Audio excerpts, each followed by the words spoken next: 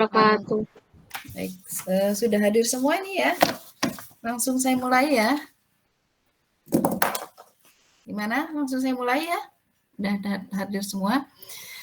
Baik, pertama-tama saya mengucapkan terima kasih ya atas kesediaan waktu saudara, ya, sehingga kuliah kita yang seharusnya dilaksanakan pada hari Jumat, ini dipindah di hari Rabu jam 3.45. Ini karena mohon maaf nih, saya hari Jumat ada perlu ya, daripada mencari hari susah ya, kebetulan hari Rabu ini saya harusnya ngajar jam 23, ternyata dipindah ya, karena mahasiswanya ada keperluan, saya kosong akhirnya untuk mata kuliah dasar manajemen keuangan di kelas 2 27 dipindahkan di hari ini.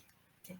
Baik, untuk hari ini atau minggu ini kita masuk ke materi yang pertama, yaitu mengenai apa sih ruang lingkup yang dipelajari di mata kuliah dasar manajemen keuangan. Pada saat pertemuan kemarin ya di kelas ini sudah saya singgung sedikit lah ya, mereview kembali mengenai laporan keuangan yaitu neraca, ya, di mana neraca ini adalah menunjukkan atau melaporkan mengenai berapa sih kekayaan atau aset perusahaan pada saat tertentu. Jadi kalau kemarin saya contohkan, hari ini di dompet saya masih ada 200.000 ya per misalnya jam 9:37. Ya, mungkin nanti siang dari uang 200.000 saya itu sudah berkurang. Kenapa? Karena mungkin saya belanjakan, saya pakai untuk beli untuk makan siang. Mungkin untuk beli yang lain, sehingga yang tadinya 200.000 ini mungkin berkurang tinggal 120.000 misalnya. Dan jadi sekali lagi di sini penekanannya laporan keuangan itu adalah laporan neraca itu adalah laporan keuangan yang ya melaporkan mengenai kekayaan perusahaan pada saat tertentu, ya, bukan pada periode. Baik, untuk lebih jelasnya apa saja ya ruang lingkup di manajemen keuangan, ini saya share screen dulu. Nanti setelah sesi saya menyampaikan materi, ini saya memberikan kesempatan kepada saudara kalau ada yang ingin ditanyakan. Ya, terus nanti untuk absensi akan saya panggil ya berdasarkan daftar hadir yang sudah saya print. Baik, saya share screen dulu materi kita hari ini.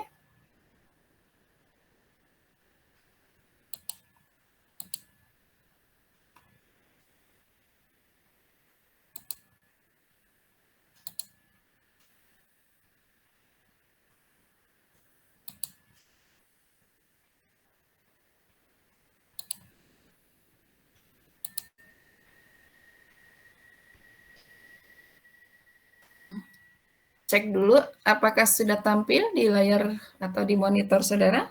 Sudah, Bu. Sudah, Bu. Oke, jadi hari ini yang akan kita pelajari adalah apa saja ruang lingkup ya yang dipelajari di manajemen keuangan. Nah, ini pertanyaan-pertanyaan yang ada atau yang dihadapi oleh seorang manajer keuangan. Jadi kalau seandainya next ya, saudara nanti akan berkarir ya, setelah lulus dari mahasiswa program studi manajemen, saudara akan berkarir, terus kemudian saudara memilih di ya, lapangan kerja yang berkaitan dengan manajemen keuangan, ya, karir saudara semakin baik, ya, saudara dipercaya untuk menjadi manajer. Ini hal-hal yang akan dihadapi atau permasalahan yang akan dihadapi atau yang akan timbul dari seorang manajer. Yang pertama adalah apakah investasi perusahaan ini profitable? Profitable itu apakah bisa mendatangkan keuntungan ataukah tidak? Jadi kalau misalnya nih ya, perusahaan punya modal ya, punya dana lah ya di sisi kemarin kalau sumber itu kan di sisi pasifa ya, baik itu dari hutang maupun modal. Terus kemudian dari sebagian investasi ini atau dari sebagian kekayaan aset di sumber tadi, baik dari hutang maupun modal, misalnya kemudian dibelikan alat atau dibelikan peralatan produksi, ya. Nah, manajer keuangan ini akan bertanya, alat atau mesin ini kira-kira akan mendatangkan keuntungan ataukah tidak? Jadi kalau misalnya nih sekarang kan marak adanya usaha minuman ya, atau beverage. Dalam hal ini adalah kedai kopi lah ya. Banyak sekali ya, baik itu kedai kopi istilahnya yang dikelola sendiri ataupun kedai kopi yang sistemnya adalah franchise. Di mana di dalam proses produksi, jadi dari kopi atau biji kopi ataupun bubuk kopi, kemudian sampai dengan menjadi kopi yang siap disajikan dalam cangkir atau misalnya dalam gelas, itu kan ada proses mixer lah ya, nah, perlu alat. Nah, ini misalnya kalau bagi tadi pengelola usaha, apakah mesin yang dibeli atau apa sih namanya, ya, mixer lah katakanlah alat yang dibeli itu nantinya akan mendatangkan keuntungan ataukah tidak? Ya. Kalau memang mendatangkan keuntungan, berarti di sini manajer keuangan ini nggak keberatan lah ya kalau misalnya akan membelikan alat tersebut. Ya. Kemudian yang kedua, dari mana dana yang diperlukan untuk membiayai investasi yang harus diperoleh? Nah, kalau dari mana? Ini kalau dari sisi sumber kemarin kan sudah saya sampaikan bahwa sumber dana perusahaan itu bisa dari hutang dan dari modal. Itu secara garis besar ya, sumber dana itu ya kalau nggak hutang ya modal dari para pemilik ya atau dari para pendiri perusahaan. Tergantung dari badan usahanya, apakah perusahaan perseroan terbatas. Kalau perseroan terbatas ini modal dari para investor. Hutang itu bisa ke bank, ya. Kemudian yang ketiga, terus kalau misalnya sudah ada, nah berapa besar kas yang harus dipertahankan? Ini kan udah ada sumber nih, hutang sekian, modal sekian. Nah, terus yang disimpan atau dialokasikan di sisi aktiva, yaitu kas yang paling lancar atau aktiva yang paling lancar. Nah, ini harus disimpan berapa? Karena apa? Karena nggak mungkin dong, misalnya perusahaan punya dana 1 miliar, tidak mungkin 1 miliar itu dalam bentuk kas semua, uang kas semua. Pasti ada yang dibelikan tadi alat, karena kalau tidak ada alat atau mesin, nanti perusahaan proses produksinya pakai apa? Ya, masa iya sih dikerjakan manusia semua kan nggak mungkin. Ya katakanlah misalnya usaha yang skala mikro aja lah ya, misalnya punya usaha kue bolu. Ya. Meskipun skalanya kecil, tetap perlu alat, misalnya mixer, oven, gitu ya, kompor atau alat-alat yang lain, cetakan. Ini kan tetap harus ada kas yang disediakan ada, ya, karena untuk kegiatan operasional, tapi juga harus beli alat. Belum lagi misalnya harus beli kendaraan, belum lagi misalnya harus beli kalau misalnya perusahaan yang besar misalnya harus terdata dengan rapi, berarti harus ada untuk mengelola informasi ya, perlu laptop ya atau perlu printer ya, laptop dan aksesorisnya lah ya. Terus kemudian berikutnya, haruskah laba yang diperoleh itu dibagikan kepada investor atau laba yang diperoleh itu ada yang ditahan? Untuk apa? Untuk diinvestasikan kembali. Jadi kalau misalnya nih ya, ini kan sekarang bulan Oktober 2022. 3 bulan yang akan datang, ini akhir tahun 2022. Ya, misalnya di sini ada rapat umum pemegang saham. Ya.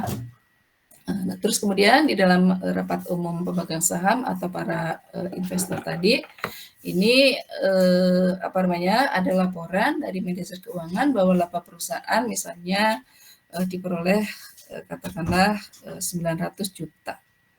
Apakah 900 juta ini akan dibagikan semua kepada para investor Atau misalnya ada yang sebagian besar ya itu ditahan. Misalnya dari keuntungan 100% katakanlah yang 30% itu ditahan. Berarti kalau dari 900 juta 30% berarti kan 270 juta ya. Ini tidak dibagikan kepada investor. Untuk apa? Karena untuk diinvestasikan kembali. Misalnya karena prospek perusahaan semakin besar, permintaan produk perusahaan semakin membaik, permintaan konsumen semakin meningkat, sehingga di sini perusahaan itu ingin ekspansi. Kalau ekspansi kan berarti di sini perlu sumber daya, bahan bakunya ditambah. Kalau bahan bakunya ditambah berarti kemungkinan besar juga di sini alat yang digunakan untuk proses produksi juga semakin bertambah. Terus kemudian berarti di sini dari sisi sumber daya manusia ya di bagian produksi atau buruh ini juga bertambah. Ini kan semua perlu investasi ya. Tadi. Sehingga apa? Sehingga keuntungan itu tidak dibagikan semua. Terus kemudian pertanyaan yang ketiga, ini kaitannya kalau perusahaan itu sudah go public. Ya, kalau perusahaan sudah go public, berarti perusahaan itu sudah menjual sebagian saham itu ke publik atau ke masyarakat. Sehingga di sini perusahaan itu memiliki kewajiban ya untuk membagikan keuntungan dari saham tersebut yaitu berupa dividen. Bagaimana di sini kebijakan dividen yang optimal ya dan apa implikasinya terhadap dunia usaha ya. Apakah di sini dengan adanya perusahaan itu menjual sahamnya investasi semakin baik, terus kemudian usaha ini semakin berkembang ya, dan seterusnya. Dan yang berikutnya ini adalah bagaimana keseimbangan antara risiko dan tingkat keuntungan yang optimal. Kenapa? Karena di sini ya di dalam manajemen investasi ya, atau setiap orang yang akan berinvestasi ini pasti akan mengikuti pola seperti ini ya. High risk, high return. Artinya apa? Kalau seseorang itu ingin return-nya atau ingin keuntungannya itu besar, pasti di depannya itu juga akan menghadapi risiko yang besar. Jadi kalau misalnya nih ya, ada usaha yang didirikan dengan modal 1 miliar, dengan usaha yang didirikan dengan 100 juta, pastilah ya secara hitungan secara ekonominya, keuntungannya itu akan lebih besar yang 1 miliar. Tapi risikonya ya lebih besar dengan yang 1 miliar, apalagi kalau misalnya rugi ya pasti ruginya lebih besar ya dengan usaha yang dengan modal yang lebih tinggi dibandingkan dengan modal yang lebih kecil. Jadi itu ya, high risk, high return. Semakin tinggi keuntungan, maka risiko yang dihadapi ini juga akan semakin besar. Ya. Nggak mungkin lah istilahnya modalnya 100 juta, untungnya 1 miliar. Ya, yang ada ya kemungkinan modalnya 1 miliar, keuntungannya 100 juta. Ya. Oke. Nah, kita kepada definisi manajemen keuangan. Di sini saya tidak mengharuskan saudara hafal ya. Kalau hafal nanti bisa lupa. Tapi yang penting saudara harus paham, harus mengerti. Ya. Apalagi ini adalah mata kuliah istilahnya core ya, mata kuliah yang sangat spesifik dengan program studi saudara. Dan ini bagi mahasiswa nanti yang mengambil komprehensif, bukan sidang akhir skripsi, ini menjadi mata kuliah utama yang akan diujikan. Ini dikutip dari saya diambil dari buku Brigham ya. Brigham ini mengutip dari Kashmir. Ya. Manajemen keuangan ini apa? Manajemen keuangan ini adalah seni atau the art. Ya. Kenapa seni? Ya, karena mengelola usaha ya. Ini perusahaan satu dengan perusahaan lain itu beda. Mengelola keuangan pada waktu yang berbeda ini juga pasti akan berbeda. Jadi kalau misalnya nih kemarin pada saat COVID, ya, dibandingkan dengan sebelum COVID dan sekarang setelah COVID, pasti kondisi keuangan perusahaan berbeda. Ya. Kalau bagi perusahaan-perusahaan misalnya yang bergerak di bidang farmasi pada saat COVID, ya, ini terjadi lonjakan yang luar biasa ya. Kenapa? Karena kebutuhan orang pada saat itu, baik di Indonesia maupun di negara-negara lain, ini banyak membutuhkan obat-obatan dan suplemen vitamin ya, atau untuk pertahanan tubuh. Ya. Sehingga apa? Sehingga misalnya perusahaan-perusahaan farmasi ini mengoptimalkan sumber daya supaya apa? Supaya omset perusahaan atau permintaan konsumen itu terpenuhi. Berarti kan di sini ada peningkatan sumber daya di bidang keuangan ya. Dan manajemen keuangan itu juga sebagai sains atau sebagai ilmu. Karena apa? Karena dalam mengaplikasikan atau dalam menjalankan fungsi manajemen ini tidak asal-asalan, ya, tidak tebak-tebakan, tapi berdasarkan ilmu, ya, berdasarkan sains. Untuk memanage atau untuk mengatur uang. Ya. Jadi kalau di ekonomi itu dikatakan sumber ekonomi itu atau sumber daya itu ada sumber daya manusia yang mengelola itu MSDM. Sumber daya raw material atau sumber daya alam ini yang mengelola manajemen produksi. Kemudian ada sumber daya keuangan, ini yang mengelola adalah manajer keuangan. Jadi kalau misalnya kita lihat di negara Indonesia, negara Indonesia itu punya sumber daya, baik sumber daya mineral, sumber daya keuangan, ya, sumber daya kelautan, sumber daya pertanian. Ini ada yang memanage, ada yang mengelola, yaitu menteri, ya, bukan presiden. Kalau presiden disuruh mengelola semua aset Indonesia, ya nggak mampu, ya. Tapi dibantu oleh menteri-menteri yang mengurusi atau memanage, mengelola sumber daya yang dihasilkan oleh Indonesia. Oh, Indonesia menghasilkan hasil hutan, ada Menteri Kehutanan. Indonesia menghasilkan produk pertanian, di sini ada menteri yang mengelola di bidang pertanian. Kemudian Indonesia ini punya sumber daya mineral, ada Menteri Energi dan Sumber Daya Mineral, ya. Kemudian ada Menteri Keuangan dan seterusnya. Jadi di sini ya manajemen keuangan itu sebagai ilmu, manajemen sebagai seni untuk memanage uang, baik itu meliputi proses atau di sini ada institusi atau lembaga, kemudian ada pasar dan instrumen yang terlibat dengan masalah transfer uang di antara individu, bisnis ataupun pemerintah. Nah, jadi di sini sama seperti di kegiatan produksi ya, ada input, ada proses, ada output. Nah, kenapa di sini kok ada institusi atau lembaga keuangan? Nah, ini yang kemarin saya sampaikan bahwa ya perusahaan atau maaf ini ya kemarin saya manajer keuangan ini antara lain tugasnya adalah mencari sumber dana. Sumber dana itu bisa dicari dari investor, bisa dicari dari hutang. Hutang itu perusahaan itu bisa hutang ke lembaga atau institusi keuangan. Nah, lembaga atau institusi keuangan itu siapa? Antara lain, lembaga atau institusi keuangan ini ada bank, ada asuransi, ada reksadana, ada pasar modal, ya. Dan ini ada instrumen, ada aturan. Jadi kalau misalnya pinjam di bank, ya di sini ada aturan. Ya.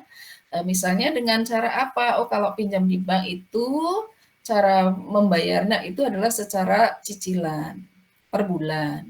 Tapi apa di sini dalam kegiatan perusahaan dalam membayar cicilan itu akan dikenakan kompensasi berupa bunga. Nah, bunga apa? Nanti ada nih ya, ada bunga majemuk gitu ya, ada. Itu contohnya seperti itu ya. Atau misalnya di sini perusahaan itu membeli gedung ya, atau membeli kendaraan. Tapi membeli gedung dan kendaraannya itu tidak secara cash tapi secara kredit ya. Nah, beli gedung atau beli misalnya beli kendaraan ini kan menyangkut dengan lembaga ya. Kalau misalnya beli kendaraan ini berkaitan dengan lembaga keuangan yaitu sewa guna atau leasing. Leasing juga menerapkan tadi kalau beli kendaraan secara kredit ya di sini harga kendaraan akan dikenakan bunga. Di sini yang saya sampaikan manajemen keuangan ini secara konvensional ya, bukan prinsip syariah. Ini karena kita di sini secara umum. Ya. Terus itu tadi ada instrumen, ya, ada aturannya, ya, dengan masalah transfer uang dari individu, bisnis ataupun pemerintah. Jadi kalau misalnya tadi lembaga keuangan, ada lembaga keuangan swasta, ada lembaga keuangan pemerintah. Atau mungkin bisa jadi di sini investornya, ya, atau yang memberikan pinjaman ini adalah individu, perseorangan. Atau bisa juga di sini adalah lembaga bisnis, perbankan, misalnya itu kan lembaga bisnis. Atau bisa pemerintah, berarti di sini lembaga-lembaga pemerintah. Ya. Ini saya ambil definisi lain, ini mungkin kemarin yang sudah saya istilahnya mereview kembali atau mengingatkan kembali. Manajemen keuangan ini apa? Semua kegiatan yang diarahkan untuk mendapatkan sumber dana, ya, dengan biaya murah. Ya, sumber dana ini misalnya hutang, ya cari yang biaya bunganya murah, ya. Atau investor ini ya misalnya keuntungannya tidak menuntut untung yang gede lah ya, artinya di sini dengan biaya murah. Dan kemudian setelah mendapatkan sumber dana, kemudian ini manajer keuangan ini akan menggunakan dana tersebut dengan efisien. Jadi kemarin lah kalau saya gambarkan, ya, ada neraca, di sisi kiri aktiva, di sisi kanan pasiva. Nah, pasiva ini adalah sumber dana, kemudian aktiva ini adalah alokasi atau penggunaan dana. Nah, ini kalau dilihat dari gambar, jadi ini manajemen keuangan, ini mencari sumber dana, terus kemudian menggunakan atau mengalokasikan dana. Sumber dana ini disebut sebagai pembelanjaan yang pasif, sedangkan alokasi dana ini sebagai pembelanjaan yang aktif. Kenapa? Karena di sini setelah mendapatkan sumber dana, berarti kan di sini manajer keuangan itu harus mengalokasikan, ya, ke dalam aset-aset, ke dalam kekayaan perusahaan, yaitu di sisi aktiva atau di sisi kiri. Pembelanjaan pasif ini apa? Pembelanjaan pasif kalau dilihat di neraca itu ada di pos pasiva. Sumbernya dari mana di sini? Sumbernya itu bisa dari hutang dan modal. Ya. Sedangkan pembelanjaan aktif di neraca itu terlihat di sisi aktiva di sebelah kiri. Di mana di sisi aktiva itu ada aktiva lancar dan aktiva tetap. Saya kira ini mudah sekali dipahami ya, kalau kemarin saya sampaikan. Saya dan sekaligus pesan, manajemen keuangan, mahasiswa manajemen keuangan itu harus tahu lah ya, wajib gitu ya. Wajib tahu ya laporan keuangan neraca. Karena apa? Karena ya di sini inilah ya, manajemen keuangan itu di sini neraca. Aktiva, pasiva sumber, aktiva adalah penggunaan. Ya, di sisi pasiva ada hutang modal, di sisi aktiva ada hutang lancar, ada aktiva lancar dan aktiva tetap. Fungsi pembelanjaan perusahaan, ya, ini menurut Rianto, buku Bambang Rianto nih ya, bukunya banyak nih ya, buku Bambang Rianto. Dapat dikatakan bahwa fungsi pembelanjaan perusahaan ya, ini meliputi fungsi penggunaan dana dan fungsi pengalokasian dana. Jadi tadi ya, penggunaan dana itu di aktiva atau pengalokasian dana itu di aktiva. Dan yang kedua, ini adalah pemenuhan kebutuhan dana atau fungsi pendanaan. Jadi kalau menurut Bambang Rianto di sini, yaitu tadi ada sumber dan penggunaan. Kalau penggunaan itu di aktiva, sedangkan pemenuhan dana atau kebutuhan dana, sumber dana itu di pasiva. Ya sebenarnya beda istilah, tapi yang mudah itu ya kalau kita melihat di neraca, ya di laporan keuangan neraca. Fungsi pembuatan keputusan manajemen keuangan, ini fungsi dari pembuatan keputusan manajemen keuangan ini menurut Harjito dan Martono dibagi menjadi 3. Fungsi investasi atau investment decision, kemudian fungsi pendanaan, dan fungsi pengelolaan aset. Jadi kalau misalnya fungsi investasi itu kan perusahaan itu bisa menginvestasikan dana itu kan kalau sudah ada sumber. Sumbernya dari mana? Sumbernya tadi adalah kalau nggak dari hutang ya dari modal. Terus kemudian akan dialokasikan. Dialokasikan buat apa? Yaitu tadi untuk aktiva lancar berapa, untuk aktiva tetap berapa. Terus kemudian setelah ada alokasi atau investasi, aset ini harus dikelola. Jadi kalau udah beli kendaraan, sudah beli alat ya, alatnya digunakan untuk kegiatan proses produksi. Jangan alatnya itu hanya untuk untuk dipajang aja, untuk jadi souvenir gitu ya, atau jadi pajangan. Tapi harus dikelola, harus digunakan. Nah, berarti kalau dalam pengelolaan aset berupa aktiva tetap, misalnya alat, berarti kan ini harus berkoordinasi dengan manajemen operasional, manajemen produksi. Kalau alatnya nganggur, ya hanya untuk pajangan, berarti ini kan nggak produktif. Kalau tidak produktif kan berarti tidak menghasilkan uang. Kalau tidak menghasilkan uang, berarti di sini akan berpengaruh terhadap hasil atau capaian perusahaan dari sisi rugi laba. Ya.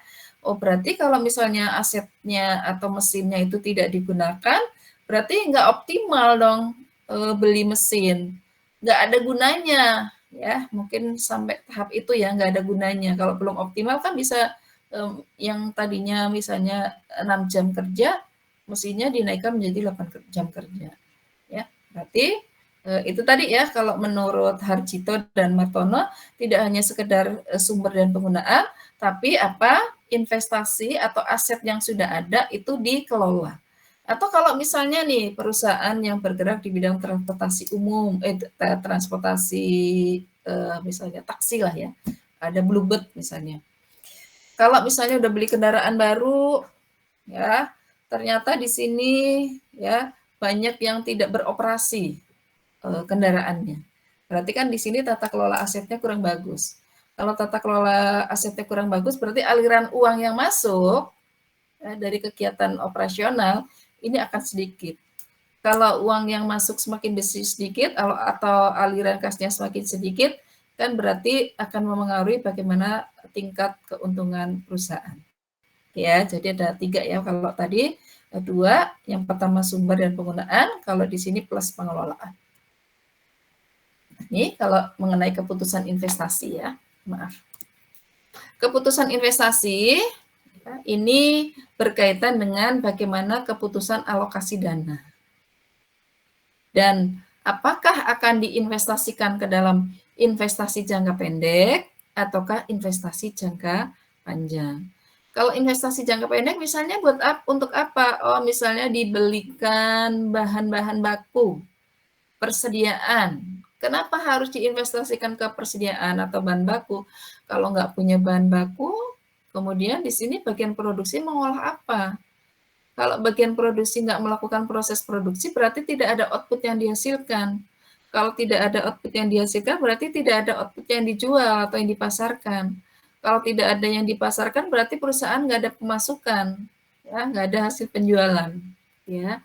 Kalau investasi jangka panjang, ini umur ekonomisnya lebih panjang. Misalnya beli alat, tadi beli kendaraan, beli gedung, beli tanah, ya. Jadi kalau misalnya ini keputusan alokasi dana berasal dari dalam perusahaan atau berasal dari luar perusahaan, ya, alokasi dana.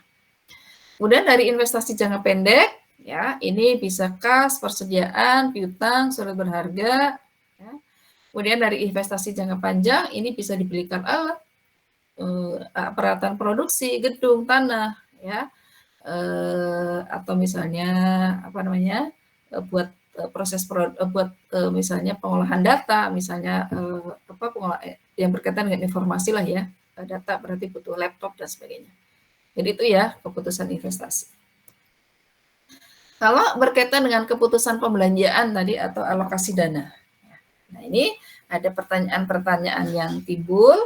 yang muncul di benak manajer keuangan, bagaimana pembelanjaan kegiatan perusahaan itu yang optimal.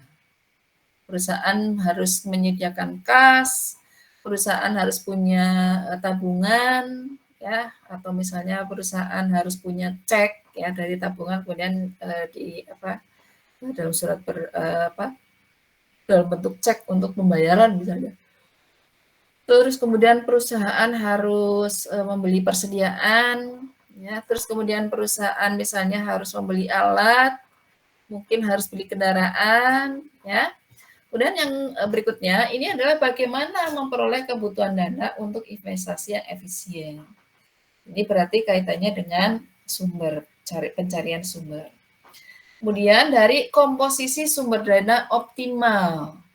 Komposisi artinya apa? Buat misalnya dari kekayaan 1 miliar, komposisi untuk kas berapa? Dibelikan persediaan bahan baku untuk proses produksi itu berapa?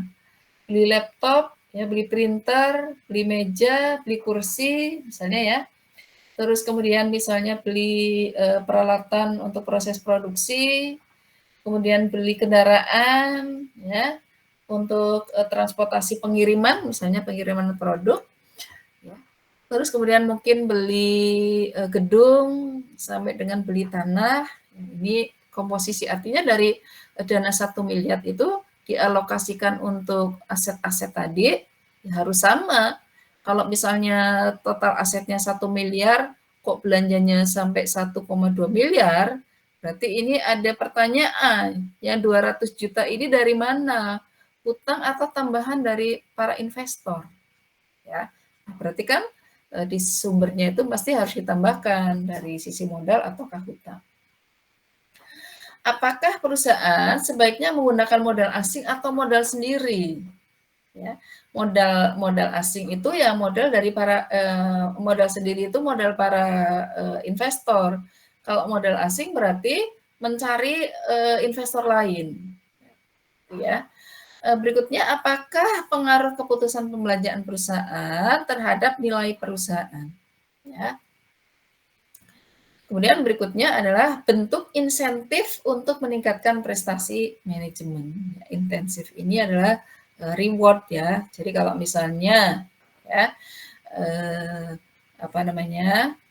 dari sisi labanya semakin naik, nah, berarti ini kan ada tata kelola manajemen yang baik dari pemasarannya, dari produksinya, ya, dari manajemen keuangannya itu sendiri. Karena apa? Ada alokasi yang baik di dalam melakukan investasi.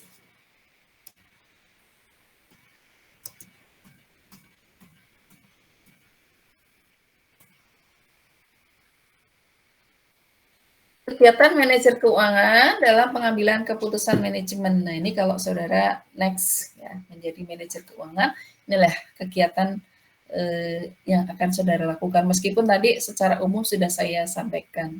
Kegiatannya apa ya secara garis besar atau secara umum mencari dana, kemudian mengalokasikan. Nah, mencari dana berarti di sini kaitannya dengan pasar modal, mencari investor, ya. Pasar modal yaitu pemodal yang memiliki aktiva finansial. Pepasar modal itu aktiva finansial ya punya uang. Nah, misalnya siapa nih pasar modal? Misalnya ada perusahaan asuransi, kemudian perusahaan asuransi ini mendapatkan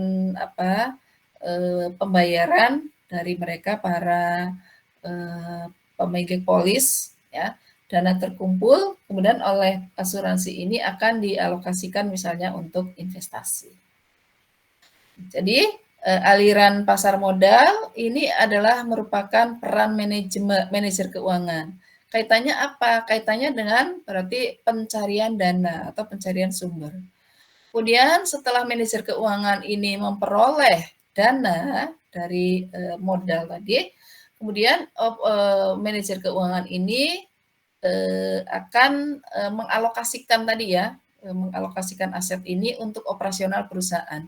Beli aktiva real, tadi disimpan dalam kas, beli alat, ya, atau beli mesin, beli kendaraan, beli gedung, beli laptop untuk kegiatan misalnya yang menunjang aktivitas ya, karena laporan itu harus dibuat gitu ya, atau laporan itu harus di manage lah ya, atau dikelola dengan baik.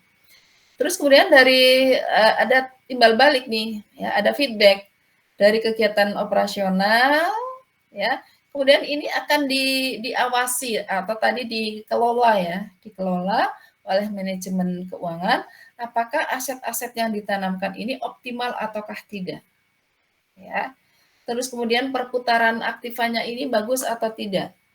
Kalau misalnya dari mesin yang dimiliki perusahaan, kemudian untuk kegiatan operasional perputarannya baik, perputarannya cepat, berarti di sini mesin itu bisa menghasilkan kapasitas produksi yang besar.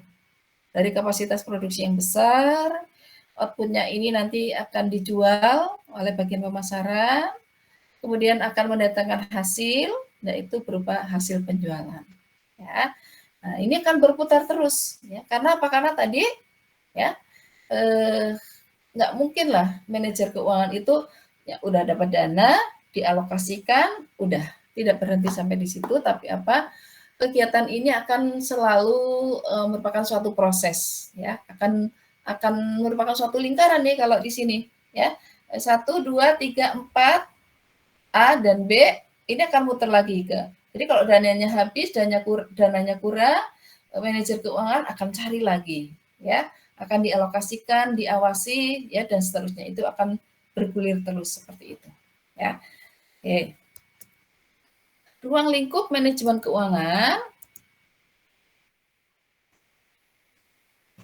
Jadi ini nanti dari ruang lingkup ini akan menjadi turunan lah ya untuk materi ke depan. Menurut Kasmir, dalam praktiknya bidang keuangan dalam kajian manajemen keuangan ini dibagi dua, yaitu financial service dan managerial finance. Ya, financial service ini ya service-service yang berkaitan dengan keuangan, misalnya di sini loan offers, ya, ada pialang, ada konsultan keuangan. Kalau misalnya ini pialang ini ya di pasar modal, ya. Kalau kaitannya dengan managerial finance, ini misalnya apa nih? Kalau untuk praktek manajemen keuangan, membuat anggaran, membuat budget. Oh, misalnya nih, manajer keuangan ini harus membuat anggaran. Kira-kira misalnya untuk Oktober, November, Desember, ini butuh bahan baku berapa unit, kemudian berapa rupiah. Kalau seandainya nih kemarin terjadi kenaikan harga BBM, ya, bahan bakunya kira-kira naik berapa persen. Terus kemudian kalau misalnya kegiatan proses produksi itu menggunakan listrik misalnya ya, terus kemudian TDL naik, nah kira-kira ini terjadi kenaikan biaya produksi itu berapa? Ini kan harus dibuat anggaran. Terus kemudian membuat ramalan keuangan, jadi tadi kalau misalnya anggaran ini butuh biaya berapa, terus kemudian diramalkan dari sisi keuangan ini terjadi kenaikan biaya berapa, terus ada tata kelola kas, ya, kas itu nggak bisa, ya, atau perusahaan itu nggak mungkin menyimpan kas dalam bentuk yang besar, atau dalam bentuk yang banyak, atau dalam jumlah yang banyak, karena apa? Karena itu kas itu ya uang cash, uang tunai ya. Uang tunai itu sangat rawan ya, dengan apa? Dengan tindak kriminal, pencurian, ya, perampokan. Maka di sini kas itu tidak mungkin disimpan dalam jumlah yang banyak. Di samping itu kalau kas disimpan dalam jumlah yang banyak, nah berarti nanti perputaran kasnya itu lama, terlalu banyak misalnya disimpan di laci atau di brankas, berarti kan uangnya nggak muter. Kalau uangnya nggak muter berarti kan perputarannya kecil. Oke.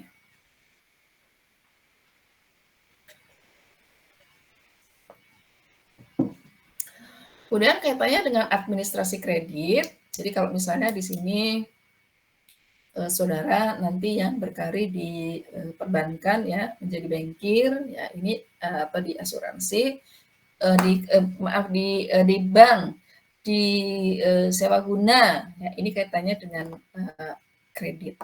Terus sama tadi ya manajer keuangan atau manajer keuangan ini adalah dalam hal pencarian dana dan dalam menentukan investasi. Jadi kalau misalnya dari bagian produksi ini mengusulkan beli ada rapat di level manajemen ya, misalnya bagian produksi ini mengusulkan untuk beli mesin baru. Kenapa? Karena misalnya kapasitas produksi ini semakin banyak, ya, karena dari sisi permintaan konsumen ini semakin meningkat. Ya. Nah, ini kan harus dibuat anggaran dulu dari mesin tersebut. Ini kira-kira kapasitasnya berapa? Ya. Kemudian harga mesin itu berapa? Mesin itu kira-kira bisa digunakan dalam umur ekonomis berapa? Nah, ini kan ke accounting ya. Seperti itu misalnya ya. Dari ada 2, financial service dan managerial finance.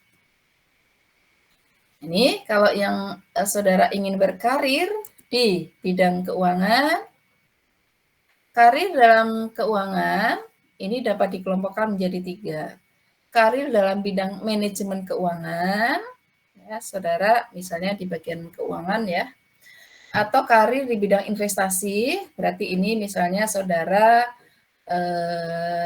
di perusahaan saham, pialang, atau bisa juga karir dalam pasar dan perantara keuangan. Berarti di sini pasar uang itu kan ada bank, ada asuransi, kemudian ada leasing, pegadaian. Jadi lembaga-lembaga atau institusi-institusi yang mengelola perputaran uang.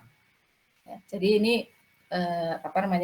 ini bisa menjadi wacana ya ke depan kalau saudara ini sudah lulus. Ya, saudara bisa berkarir kalau di bidang keuangan ini kurang lebih seperti ini.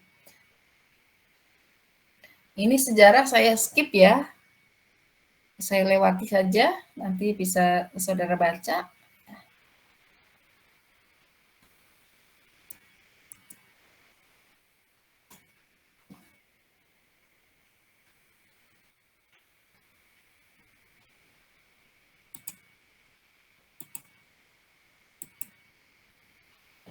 Tujuan perusahaan ya kalau secara ekonomi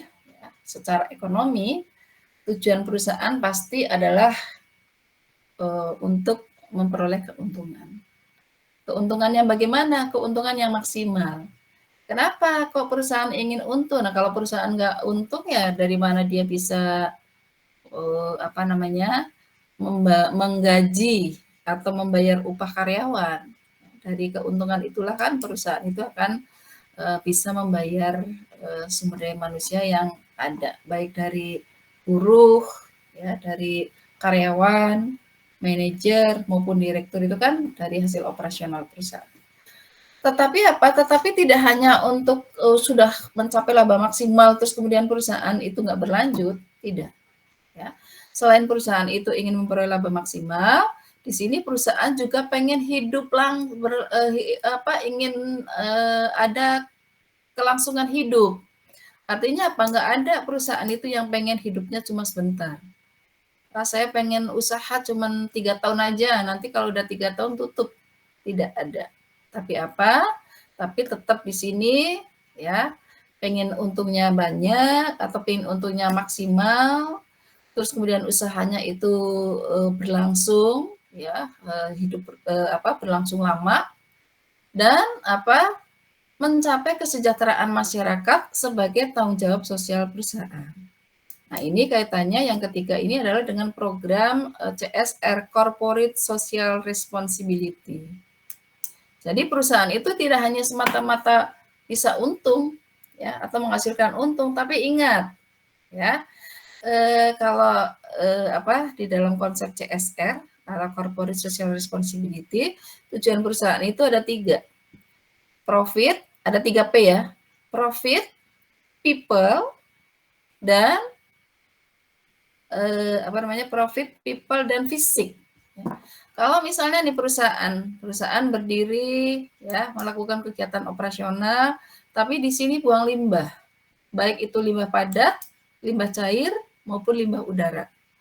Nah, yang kena dampaknya siapa? Yang kena dampaknya adalah masyarakat di sekitar. Nah, ini dalam konsep CRS sekarang nggak bisa seperti itu. Perusahaan itu harus mengalokasikan keuntungannya itu untuk program corporate social responsibility, tanggung jawab sosial perusahaan. Jadi tidak hanya semata-mata tanggung jawab secara ekonomi, ya, bayar upah buruh, kemudian bayar tenaga karyawan, bayar manajer, bayar direktur, tapi apa?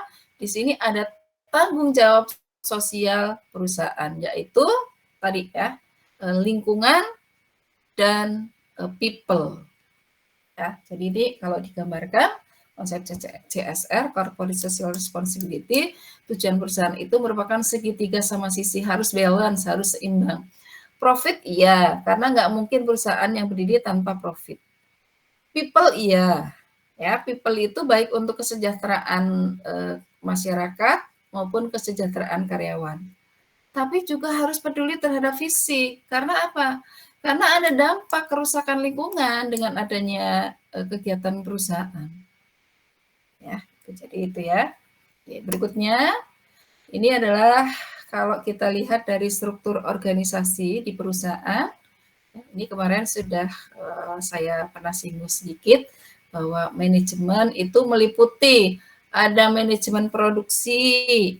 Kalau manajemen produksi ini biasanya apa? Butuh dari engineer, ya, teknik mesin, teknik industri, ya, atau mungkin dari teknik informatika. Kalau seandainya misalnya proses produksi itu dilakukan secara digital, atau mungkin dari teknik komputer, ya, karena misalnya proses produksi itu bukan dijalankan dengan manusia tapi canggih dengan robot, ya, atau dengan menggunakan sistem.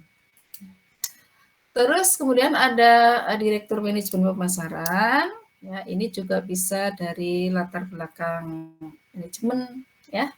Kalau manajemen produksi biasanya itu tadi, ya, bisa dari teknik industri, teknik informatika, teknik mesin, teknik komputer.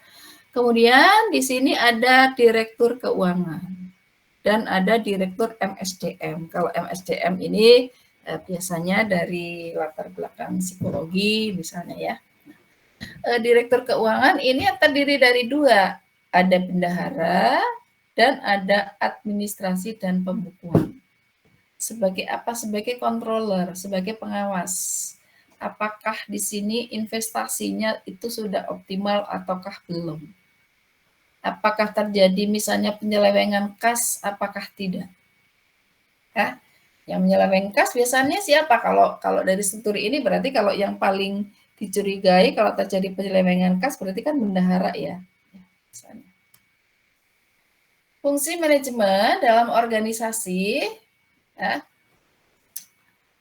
Nah, ini kalau tadi kaitannya dengan slide di kedudukan manajer keuangan, ya. Ini kalau saya lihat nih, saya kembalikan lagi nih, ya. Ini slide-nya. Atau struktur organisasi, ya. Slide mengenai struktur organisasi. Dari slide kedudukan manajer keuangan dalam struktur organisasi sebelumnya, maka kita mengetahui dalam praktiknya manajemen keuangan perusahaan dibagi dalam dua hal, yaitu bendahara dan administrasi dan pembukuan.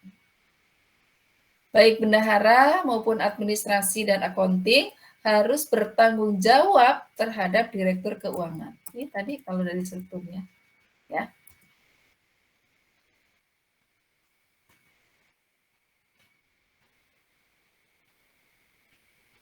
Chief Financial Officer atau CFO, ya. Kenapa? Karena di sini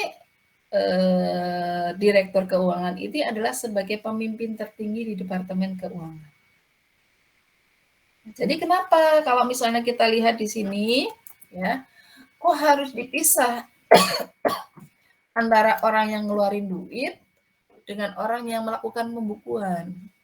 Jadi kalau misalnya nih saya nih punya tugas double nih, bendahara iya, yang nyatet iya, nanti kalau misalnya nih ya, bisa terjadi kecurangan. Jadi kalau misalnya perusahaan ini belanja material, ya, belanjanya misalnya 200 juta, tapi oleh bendahara ditulis misalnya 200 juta, misalnya lebih. Berarti kan di sini ada pengeluaran perusahaan yang lebih besar. Makanya apa? Untuk menghindari kecurangan, ya. Makanya di sini antara orang yang megang uang dengan orang yang melakukan pencatatan itu harus dipisah. Idealnya seperti itu. Karena untuk menghindari tindak kecurangan. Baik, bendahara tadi udah ya. Ini di bawah direktur keuangan. Nih, kalau misalnya saudara akan berkarir, dalam menjalankan kegiatannya, bendahara ini juga memiliki sejumlah tugas, di mana masing-masing tugas harus dijalankan secara disiplin agar tidak terjadi penyimpangan. Nah, itu tadi. Kenapa? Karena yang namanya duit itu semuanya itu pada berburu. Bahkan kalau misalnya di Indonesia itu ada lembaga yang menguasai tindak pidana korupsi ya, ada KPK ya.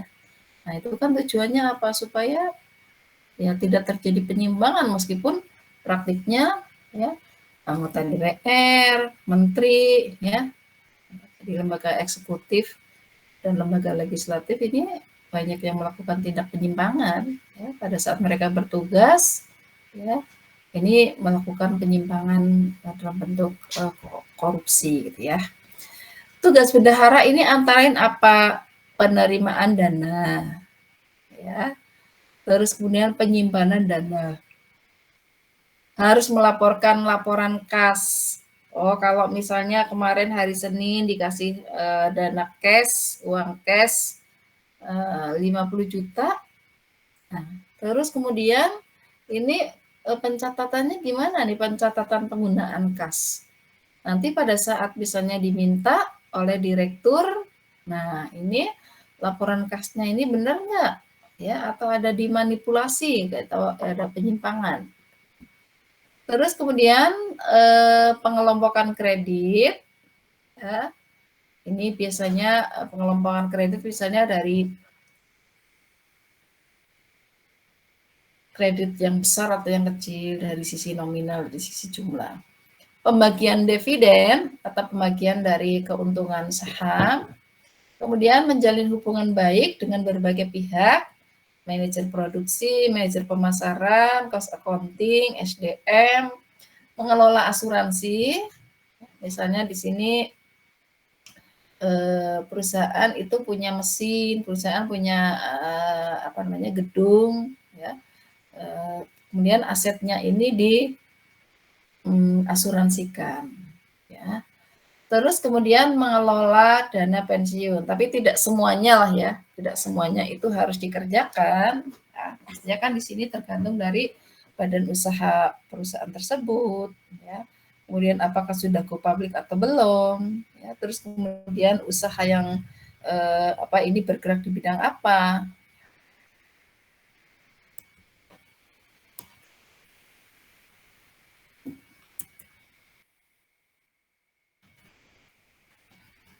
Oke, yang part 3.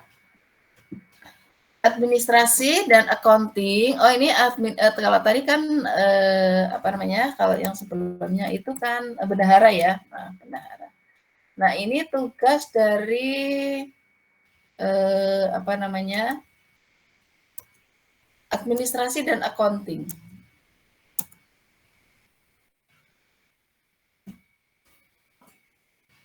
Tugasnya apa? Ya, untuk berusaha untuk menyelamatkan setiap aktivitas keuangan perusahaan. Ya, jadi istilahnya dibantu atau ya ada yang mengawasi lah ya atau mengendalikan. Administrasi dan accounting berusaha untuk menyelamatkan semua aktivitas keuangan perusahaan agar tidak terjadi penyimpangan dari tujuan penggunaannya. Ya, ini penggunaannya untuk apa tadi ya? Persediaan kas, persediaan piutang, aktiva tetap. Ya. Fungsi utama administrasi dan accounting adalah pendataan dan pelaporan informasi keuangan yang menyangkut tadi misalnya anggaran. Jadi kalau misalnya perusahaan nanti di tahun 2023 itu akan ekspansi, berarti kan di sini butuh dana untuk pembelian sumber daya, pengadaan sumber daya. baik sumber daya bahan baku, SDM, mungkin harus ada rekrutmen, kemudian bagian pemasaran, ya, kemudian bagian pengelolaan informasi, pemrosesan dan akuntansi, ya, kemudian penyampaian laporan keuangan, terus kemudian daftar gaji. Nah, kalau untuk daftar gaji ini berkolaborasi dengan manajer MSDM. Pastinya kan beda nih daftar gaji untuk yang fresh graduate atau yang baru lulus, ya, dengan yang karyawan yang sudah senior, ya, daftar gaji. Kemudian daftar pajak, ini kaitannya dengan pembayaran pajak, ya. Dan yang keenam itu adalah kegiatan audit internal, ya, diperiksa, ya. Jangan-jangan ini bendaharanya ada main korupsi misalnya. Nah, ini harus ada audit internal.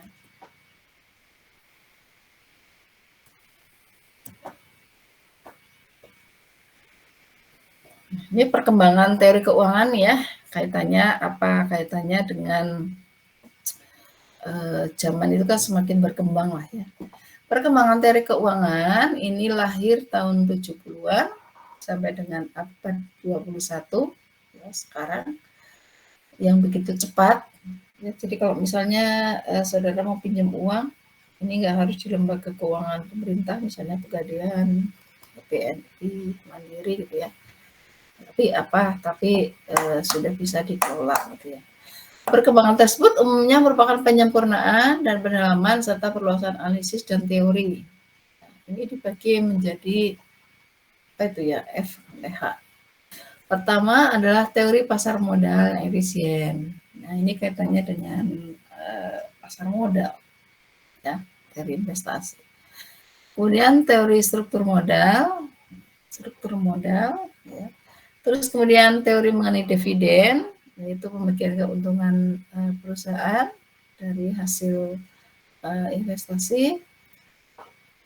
Kemudian ada penentuan teori diskonto aliran. Nah, teori diskonto ini misalnya di bank, ya. Bank itu kan kegiatannya adalah menghimpun dana dari yang kelebihan duit, kemudian disimpan di bank. Tapi ada pihak yang tidak semuanya punya uang berlebih, ada kok, ya, individu atau usaha itu yang kekurangan dana.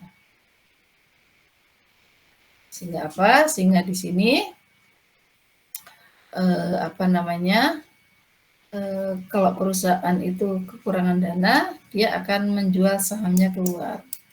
Kalau sahamnya sudah ke publik, berarti di sini ini dividen. Diskonto ini yang perbankan, ya. Jadi kalau misalnya nih, bank itu kan menghimpun dana dari yang kelebihan ke yang kekurangan. Bank itu tidak bisa meminjamkan semua, ya, dana yang terkumpul dari tabungan nasabah, tapi bank itu harus menyediakan cadangan wajib. Ya, cadangan wajibnya berapa? Oh, misalnya 20-80, artinya 20%, 80%. Berarti yang 20 itu bisa dipinjamkan ke masyarakat atau ke publik, nah yang 20 itu harus disimpan. Kalau sewaktu-waktu itu nasabah itu mengambil atau menarik kembali dananya. Ini yang kemarin saya tanyakan. Bank itu kalau ada nasabah yang menabung di bank itu kan dicatat di sisi kredit, gitu, ya. Terus kemudian kalau perusahaan atau bank itu meminjamkan uang, ini dicatat di sisi debit. Nah, ini harus nggak bisa tadi kalau misalnya orang yang nabung di bank, terus kemudian dananya terkumpul, nggak bisa semuanya dipinjamkan, tapi harus sebagian disimpan, ya. Teori agen, ya, ini kaitannya dengan saham, ya, itu pasti pakai teori agen. Informasi asimetrik, kemudian portofolio dan opsi. Ini perkembangan manajemen keuangan. Dan ini nanti akan dipelajari ini istilahnya merupakan turunan lah, ya, turunan dari teori keuangan. Ini nanti ada di mata kuliah berikutnya lah, ya.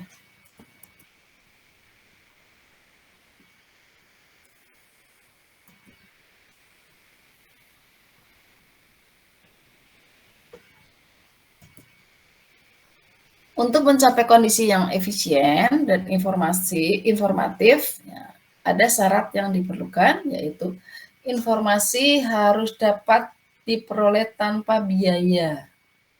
Berarti kalau tanpa biaya berarti harus bisa dilihat di internet, ya, nggak berbayar. Pelaku pasar modal secara individu tidak dapat dan tidak mampu mengaruhi harga pasar. Kemudian yang ketiga, semua pelaku pasar modal bertindak sangat rasional. Pelaku pasar modal ya otomatis kan akan mencari tempat untuk berinvestasi yang aman, ya. Terus kemudian perusahaannya itu perusahaan yang sudah dikenal, ya, sudah terdaftar, ya, di LQ45 misalnya. Tidak ada biaya transaksi, pajak, ya, dan hambatan-hambatan transaksi lain.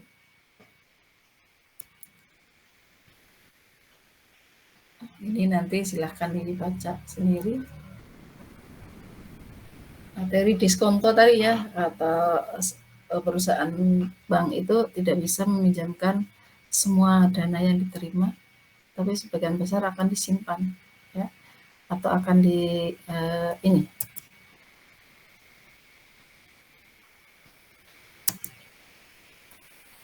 Nah, ini tadi kaitannya dengan teori diskonto, ini kaitannya dengan di perbankan misalnya ya, atau bisa juga lebih ke perbankan ya. Biasanya ini waktu di ekonomi makro itu ada materi uang dan lembaga keuangan. Lembaga keuangan itu tidak semuanya perbankan, ya. Tapi bank itu lembaga keuangan, tapi lembaga keuangan itu tidak harus bank. Karena lembaga keuangan itu ada bank, ada leasing, ada asuransi, ya. Kalau misalnya di sini bunga diskonto itu misalnya di sektor perbankan, ya.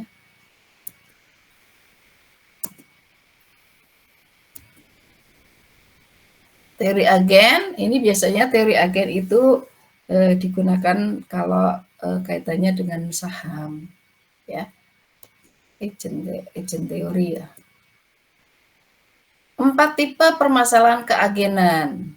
Yang pertama adalah mengawasi pengeluaran dengan tujuan untuk mencegah perilaku memuaskan kebutuhan sendiri oleh pihak pengelola organisasi atau pihak manajemen. Jadi itu ya kaitannya dengan agen. Yang kedua, menjamin adanya terhadap pengeluaran guna menghindari atau guna melindungi adanya perilaku tidak jujur dari pihak pengelola. Nah, ini kalau seperti ini bahaya ya. Karena apa? Karena yang namanya berkaitan dengan keuangan itu kan kepercayaan ya. Kalau sudah tidak percaya ya ini pasti reputasinya akan hancur. Jadi kalau misalnya orang nabung di bank, ya, bank swasta misalnya bank X ya, kalau sudah tidak percaya bahwa di situ aman ya orang akan menarik dananya. Adanya opportunity cost atau biaya kesempatan ya antara ukuran organisasi sekarang dan pengendalian. Artinya apa? Kalau perusahaannya itu makin besar, pasti di sini pengendaliannya itu makin besar. Pasti di sini tata kelolanya itu akan makin rumit. Yang keempat, ini adalah pengeluaran yang terstruktur, kompensasi pengelolaan organisasi dengan kesejahteraan pemilik. Kaitannya ini misalnya dengan tata kelola investasi ya. Tata kelola investasi misalnya dalam hal investasi dalam bentuk modal atau investasi misalnya dalam bentuk misalnya di bursa efek atau pasar modal. Sudah selesai.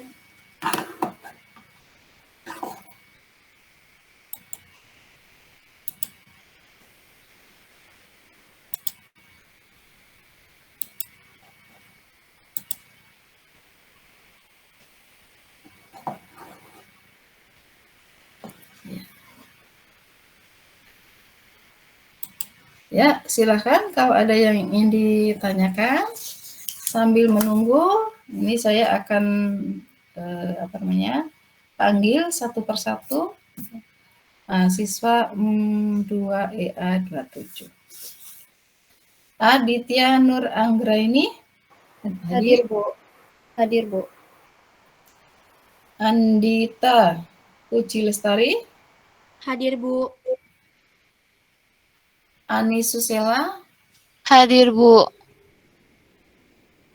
Anindita, Hadir, Bu. Andita, Ana Zanetti, Saya, Bu. Asri Lutfiana, Hadir, Bu. Aulia Rahmadani, Saya.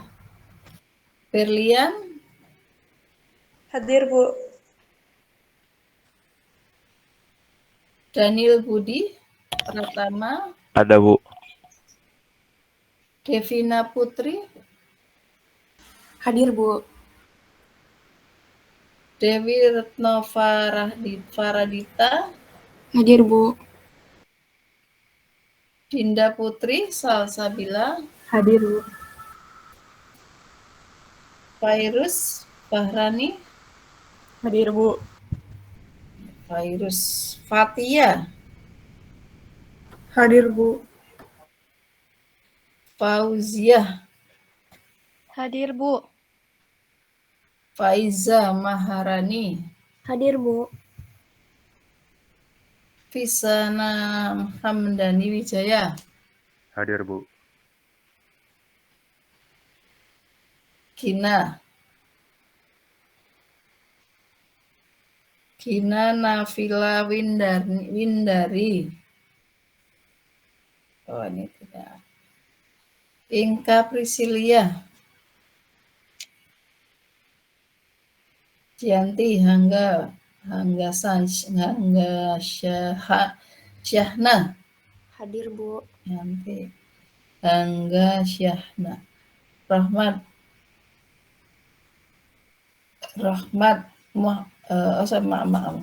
Muhammad Abian, Hadir, Bu.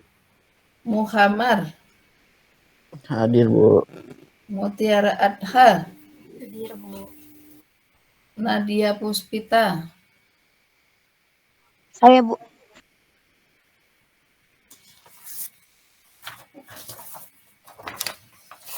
Nicholas, Hadir, Bu. Nisrina, Hadir, Bu. Nova, Hadir, Bu. Nur Komalasari, Hadir, Bu. Nurul Sakinah. Hadir, Bu. Ini DSL singkatannya apa? Demak Sabrang Lor, Bu. Pangesti, Hadir, Bu. Putri Nanda Fauzia, Hadir, Bu. Rahma Faras, Hadir, Bu. Rasendria,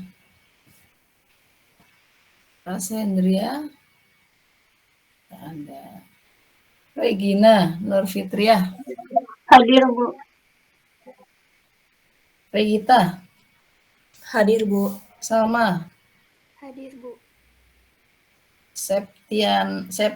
Septisa, Hadir, Bu. Sulastri Melani, Hadir, Bu. Syifa, Hadir, Bu. Tarisah, Hadir. Firly, Hadir, Bu. Zenobia, Hadir, Bu. Zulfa. Hadir, Bu. Baik, ada 43. Oke, silakan kalau ada yang ingin ditanyakan. Setelah ini nanti materi saya share ya di grup.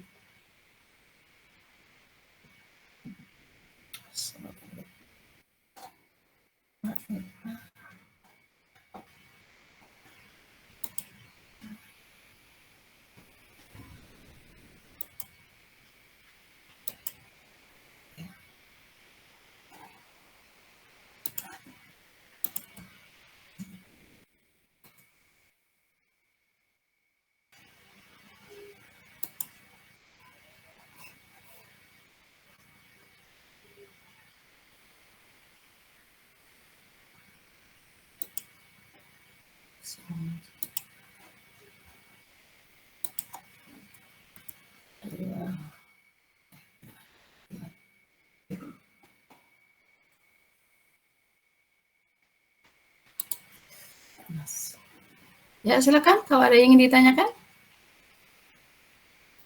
Tidak ada? Baik, kalau tidak ada, untuk pertemuan hari ini saya cukupkan sekian. Terima kasih semuanya. Saya tutup. Wassalamualaikum warahmatullahi wabarakatuh. Waalaikumsalam warahmatullahi wabarakatuh. Terima kasih, Bu. Ya, sama-sama. Terima kasih semuanya.